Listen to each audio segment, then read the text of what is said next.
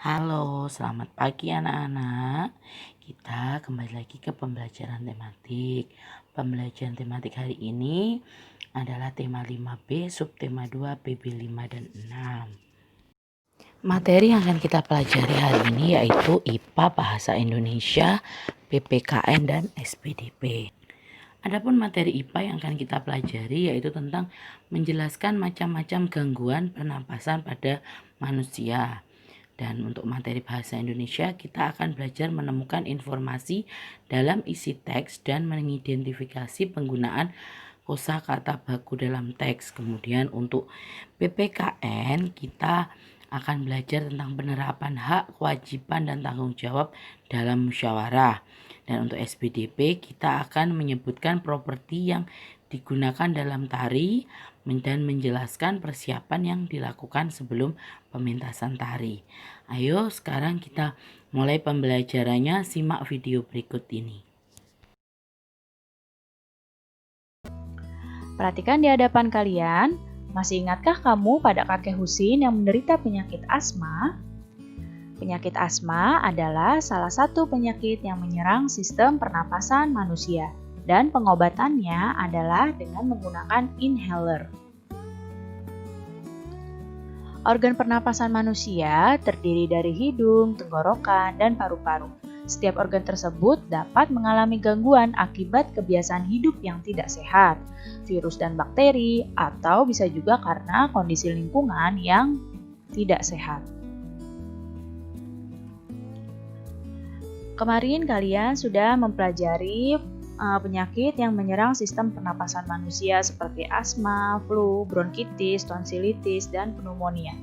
Sekarang kita akan belajar penyakit yang menyerang organ pernapasan manusia.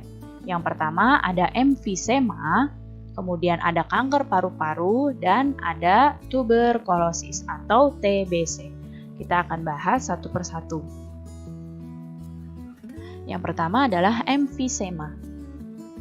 Emfisema adalah kerusakan jaringan di sekitar saluran bronkiolus dan alveolus, sehingga paru-paru mengalami pembengkakan karena kemasukan udara. Gejalanya adalah penderita emfisema mengalami sesak napas yang hebat. Penyebab emfisema adalah polusi udara dan zat berbahaya yang ada di dalam rokok. Pengobatannya dengan minum obat sesuai dengan resep dokter dan menjaga pola hidup yang sehat. Nah, perhatikan gambar di sini. Yang ditunjuk dengan panah ini adalah alveolus yang terkena emfisema. Sedangkan yang bawah ini adalah alveolus yang normal. Lihat, bedanya jauh sekali ya. Atau lihat gambar yang bawahnya lagi ini. Yang sebelah kiri yang ditunjuk ibu dengan panah ini adalah alveolus yang normal. Sedangkan yang sebelah kanan ini adalah alveolus yang terkena emfisema. Kemudian yang kedua ada kanker paru-paru. Kanker paru-paru adalah pertumbuhan sel-sel paru-paru yang tidak terkendali dan dapat menyebar luas ke seluruh tubuh. Penyebabnya adalah zat-zat berbahaya yang ada di dalam rokok. Lagi-lagi penyebabnya karena rokok ya. Gejala kanker paru-paru adalah batuk terus-menerus hingga menjadi batuk berdarah, berat badan yang turun, dan nyeri di dada. Pengobatan kanker paru-paru dapat dilakukan dengan kemoterapi dan juga dengan radioterapi. Nah, coba perhatikan, ini yang sebelah kiri adalah gambar paru-paru yang sehat. Sedangkan yang sebelah kanan yang warnanya hitam ini adalah paru-paru yang terkena kanker paru-paru. Bedanya jauh sekali ya. Nah, lihat gambar yang bawahnya. Yang sebelah kiri ini adalah paru-paru yang sehat. Sedangkan yang sebelah kanan ini adalah paru-paru yang terkena kanker. Lihat di sini ada sel-sel yang tumbuh di paru-paru ini, di dalam paru-paru sampai kalau sudah parah paru-parunya bisa sampai menghitam seperti ini. Kemudian tuberkulosis atau TBC. Penyakit paru-paru ini atau TBC ini disebabkan oleh Mycobacterium tuberculosis. Bakteri ini menimbulkan bintil-bintil pada dinding alveolus. Jika penyakit ini menyerang dan dibiarkan semakin luas, maka akan menyebabkan sel-sel pada paru-paru itu mati. Akibatnya, paru-paru akan menguncup atau mengecil. Gejala tuberkulosis adalah penderita mengalami napas yang terengah-engah, kemudian demam, keringat pada malam hari, hingga berat badan yang turun. Pengobatannya adalah dengan minum obat dengan sesuai resep dokter. Seperti apa paru-paru yang terkena tuberkulosis? Lihat gambar yang di sebelah kiri ini adalah paru-paru yang terkena tuberkulosis. Kalau yang sebelah kanan adalah paru-paru yang normal. Nah, Mycobacterium tuberculosis ini menyebabkan bintil-bintil seperti ini pada paru-paru ya. Dan terus kalau semakin banyak bisa menyebabkan sel-sel paru-paru itu mati. Nah, ini yang normal paru-parunya seperti ini. Coba kalian perhatikan kegiatan pada gambar yang ada di hadapan kalian. Pernahkah kalian melakukan kegiatan seperti gambar di samping? Ya, kegiatan seperti gambar itu biasanya dilakukan ketika kalian bersekolah seperti biasa di awal tahun ajaran. Biasanya kalian akan memilih ketua kelas dan pengurus kelas secara musyawarah. Nah, di hadapan kalian ini adalah gambar musyawarah untuk memilih ketua kelas dan pengurus-pengurus kelas.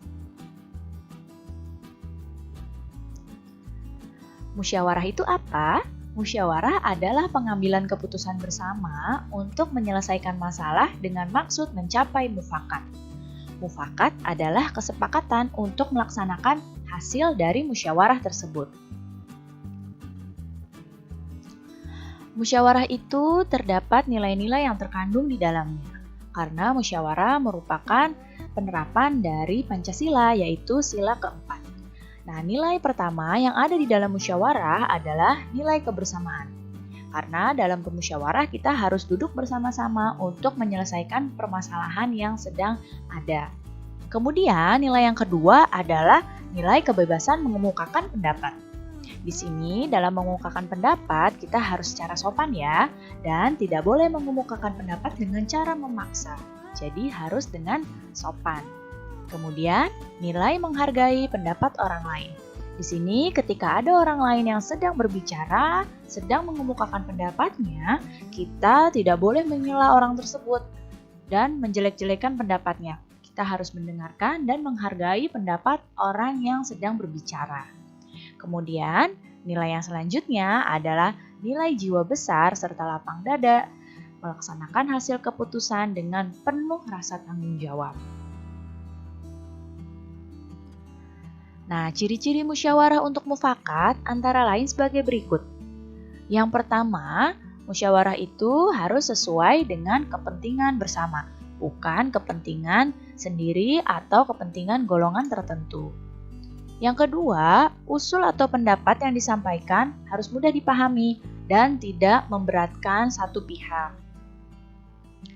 Yang ketiga, dalam musyawarah, pertimbangan moral lebih diutamakan dan bersumber dari hati nurani yang jujur. Dan yang keempat, pembicaraan harus dapat diterima dengan akal sehat dan sesuai dengan hati nurani.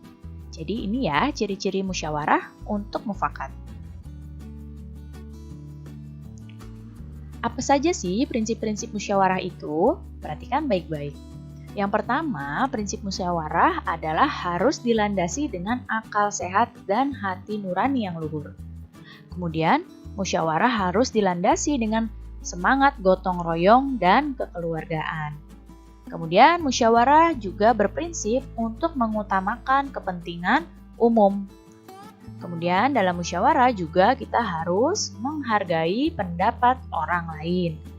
Dan keputusan yang diambil harus dapat dipertanggungjawabkan secara moral terhadap Tuhan Yang Maha Esa dan melaksanakan keputusan bersama dengan dilandasi itikat baik dan penuh rasa tanggung jawab.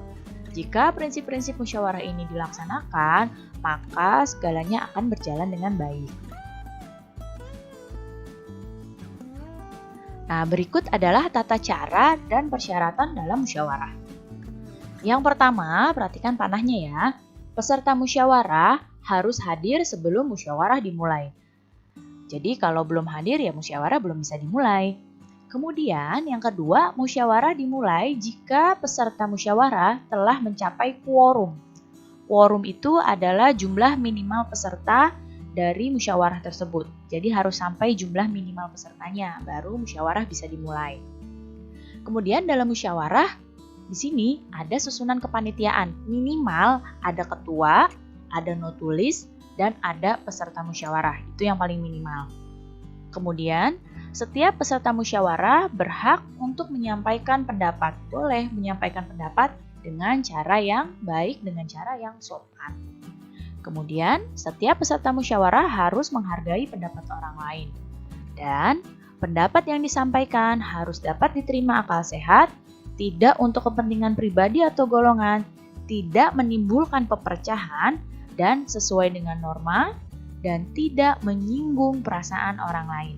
Jadi, dalam bermusyawarah, tata cara dan persyaratan ini harus dilakukan supaya musyawarah dapat berlangsung dengan baik. Nah, berikut adalah cara-cara mengeluarkan pendapat dalam musyawarah. Yang pertama nih, ketika kamu ingin berpendapat dalam musyawarah, kamu harus mengacungkan tangan sebagai tanda izin untuk bicara. Setelah mengacungkan tangan, kamu baru berbicara setelah dipersilakan.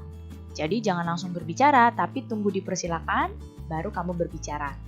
Kemudian yang ketiga, kalau ada yang berbicara, kamu harus tunggu sampai yang bicara itu selesai. Supaya apa? Supaya bisa terdengar pendapatnya.